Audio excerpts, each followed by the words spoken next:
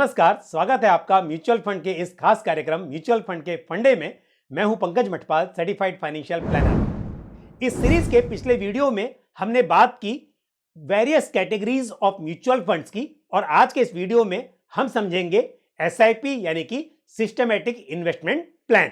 यदि आप mutual funds में इन्वेस्टमेंट करना चाहते हैं लेकिन आप पूरे पैसों को एक साथ नहीं करना चाहते, या आपके पास एक मुश्त राशि नहीं है, तो ऐसे में आपके पास एक चॉइस है सिस्टमैटिक इन्वेस्टमेंट प्लान यानी कि एसआईपी। मैं सिंपल भाषा में कहूं तो म्यूचुअल फंड्स में पैसों को किस्तों में इन्वेस्टमेंट करने को यानी कि इंस्टॉलमेंट में इन्वेस्ट करने को हम एसआईपी या सिस्टमैटिक इन्वेस्टमेंट प्लान कहते हैं। यदि आप म्यूचुअल फंड्स में एसआईपी शुरू करना चाहते हैं तो सबसे पहले अपना फाइनेंशियल गोल तय कीजिए और फिर उस गोल के हिसाब से यह डिसाइड कीजिए कि कौन सी स्कीम आपके लिए सुटेबल रहेगी, और अपने फाइनेंशियल गोल के आधार पर आप ये तय कर सकते हैं कि आपको कितनी राशि, कितना अमाउंट रेगुलरली एसआईपी के जरिए इन्वेस्ट करना है। म्यूचुअल फंड्स में एसआईपी डेली, वीकली, मंथली और क्वार्टरली भी हो सकती है,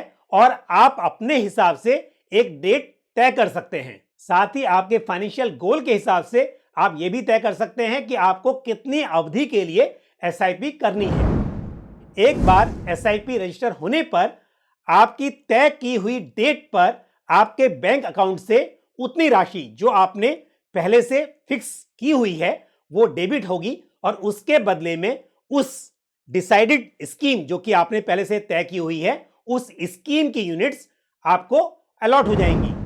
अब एसआईपी का एक बड़ा फायदा तो यह है कि एसआईपी बहुत छोटे अमाउंट, यहां तक कि 100 रुपीज से भी शुरू की जा सकती है, और साथ ही इसको जरूरत पड़ने पर किसी वक्त अगर आपको यह लगे कि आपको इसे बंद करना है तो आप इसे आसानी से स्टॉप भी कर सकते हैं, आप एसआईपी कैंसिल कर सकते हैं। और साथ ही आप जिस स्कीम में एसआईपी कर रहे हैं यदि वहां पर कोई लॉक इन नहीं है तो आप आसानी से उस स्कीम से जरूरत पड़ने पर अपने यूनिट्स को रिडीम भी कर सकते हैं। इतना ही नहीं, एक म्यूचुअल फंड स्कीम में लगातार लंबे समय तक इन्वेस्टमेंट करने पर इन्वेस्टमेंट कॉस्ट एवरेज हो जाती है, और जिससे बाजार में उतार चढ़ाव का जो जोखिम होता है वो भी लंबे समय में कम हो सकता है।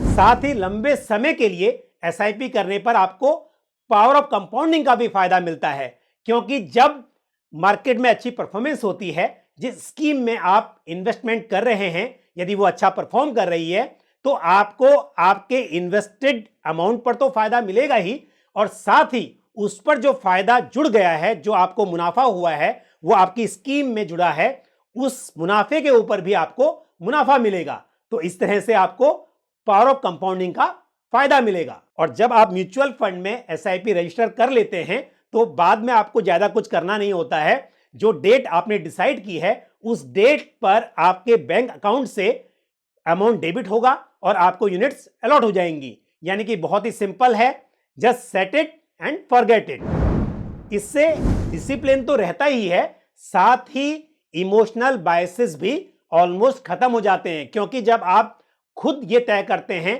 कि आपको अपने हिसाब से इन्वेस्ट करना है तो कई बार इमोशनल बायसेस की वजह से आप सही समय पर सही डिसीजन नहीं ले पाते हैं। लेकिन यदि आप एसआईपी के जरिए म्यूचुअल फंड्स में निवेश करते हैं तो ऐसे में, क्योंकि आप ये तय कर लेते हैं कि किस तारीख को कितना अमाउंट आपके बैंक अकाउंट से डेबिट होना है, तो इससे आपका जो इमोशनल बायस है वो खत्म हो जाता है। जिस तरह से बूंद बूंद से घड़ा भर सकता है या पत्थर पत्थर जोड़कर एक बड़ी बिल्डिंग बनाई जा सकती है, उसी तरह थोड़े थोड़े पैसे एसआईपी के जरिए म्यूचुअल फंड्स में लंबे समय तक इन्वेस्ट करके एक बड़ी पूंजी जुटाई जा सकती है।